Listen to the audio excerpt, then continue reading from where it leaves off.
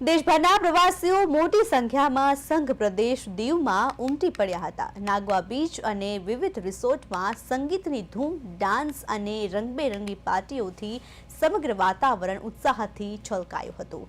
31 ડિસેમ્બરની રાતે નાગવા બીચ પર ખાસ રોનક જોવા મળી હતી। વર્ષ 2025ને વિદાય આપી નવા વર્ષનું ભવ્ય સ્વાગત કરવા માટે પ્રવાસીઓ અને સ્થાનિક લોકો મોટી સંખ્યામાં હાજર રહ્યા હતા।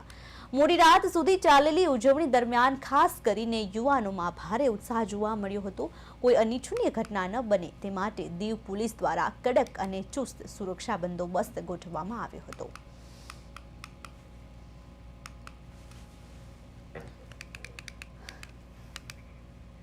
પોલીસ દ્વારા ચુસ્ત સુરક્ષા બંદોબસ્ત ગોઠવવામાં આવ્યો હતો।